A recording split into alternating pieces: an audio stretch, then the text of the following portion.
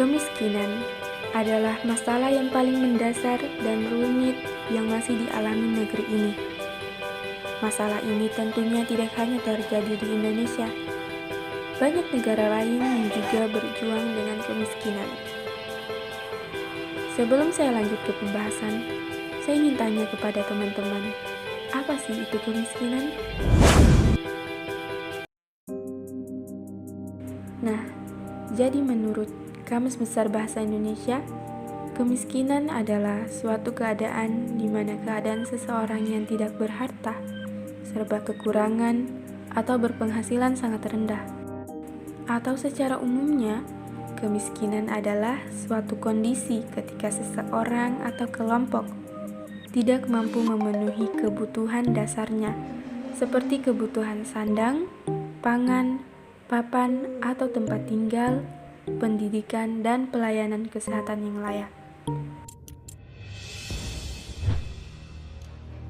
Pada 15 Juli 2021, BPS Badan Statistik Pusat merilis laporan bahwa pada Maret 2021 sebesar 10,14% atau sebanyak 27,50 juta penduduk Indonesia berstatus miskin.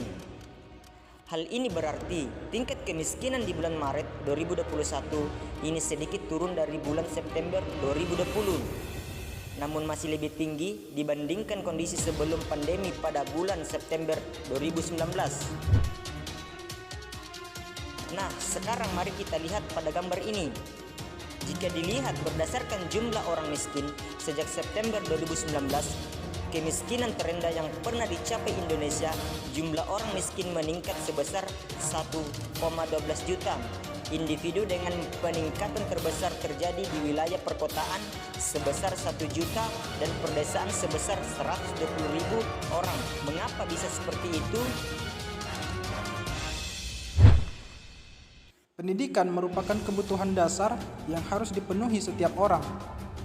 Bila seseorang tidak dapat memenuhi kebutuhan pokoknya, dapat disimpulkan bahwa itulah penyebab kemiskinan.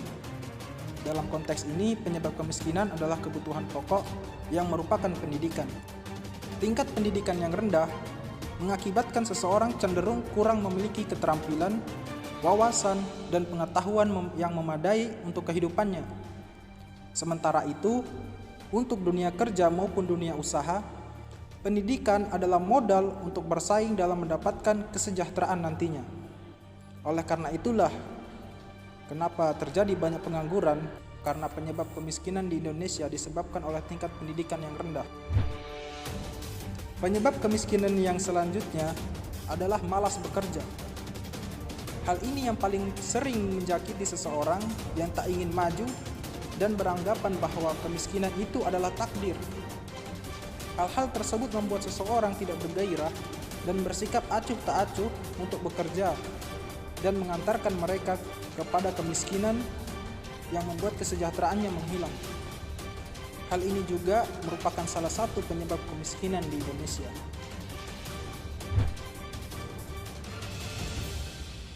Penyebab kemiskinan yang berikutnya adalah keterbatasan lapangan pekerjaan. Dengan terbatasnya lapangan kerja, masyarakat tidak dapat memenuhi kebutuhannya karena dengan bekerjalah seseorang mendapatkan upah yang nantinya digunakan untuk memenuhi kebutuhan pokoknya tersebut. Keterbatasan lapangan pekerjaan akan membawa konsekuensi penyebab kemiskinan di Indonesia. Bisa saja seseorang menciptakan lapangan kerja baru, tetapi kemungkinannya akan sangat kecil untuk masyarakat miskin karena keterbatasan keterampilan maupun modal. Banyaknya pengangguran di suatu negara bisa juga menjadi patokan kemiskinan di negara tersebut. Nah, terus apa yang harus kita lakukan dalam mengurangi atau mengatasi kemiskinan? Apa solusinya? Islamlah solusinya. Kok Islam? Ini kan tentang permasalahan ekonomi rakyat. Kenapa pembahasannya malah mengarah ke agama? Eits, jangan salah. Kenapa solusinya Islam? Karena Islam itu adalah agama yang sempurna. Islam itu rahmatan lil alamin, rahmat bagi semesta alam. Islam mengatur seluruh aspek kehidupan, termasuk kehidupan manusia. Islam juga menjelaskan dan memberikan solusi terhadap seluruh problematika kehidupan, baik dalam masalah akidah, ibadah, moral, akhlak, muamalah, politik, kepemimpinan, bahkan mengentaskan kemiskinan dan lainnya. Rasulullah pun pernah mengajarkan kepada kita bagaimana cara mengatasi kemiskinan. Agar lebih jelasnya, simak penjelasan berikut ini.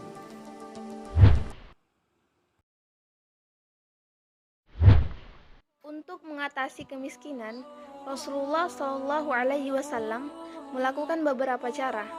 Dalam buku Rasulullah, Teladan untuk Semesta Alam, Rogib As-Sirjani 2011, disebutkan bahwa setidaknya ada beberapa solusi praktis dan aplikatif Rasulullah SAW dalam memberantas kemiskinan.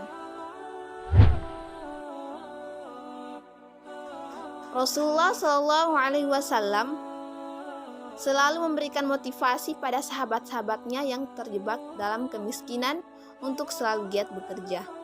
Adapun pekerjaannya itu, Rasulullah SAW sangat menghargainya, asal tidak meminta-minta. Dalam kehidupan sehari-harinya, Rasulullah SAW juga melakukan hal tersebut. Beliau mengembala kambing serta mendagangkan harta Sayyidah Khadijah guna mencukupi kebutuhan hidupnya. Rasulullah SAW juga menganjurkan seseorang yang tidak memiliki modal awal untuk bekerja sama dengan orang lain. Contohnya, jika ada orang yang tidak memiliki lahan, maka ia bisa menggarap lahan orang lain dengan sistem bagi hasil. Cara tersebut juga telah dibuktikan oleh kaum Ansor dan Muhajirin. Perlu diingat, Rasulullah SAW sangat melarang umat Islam menerapkan praktik riba.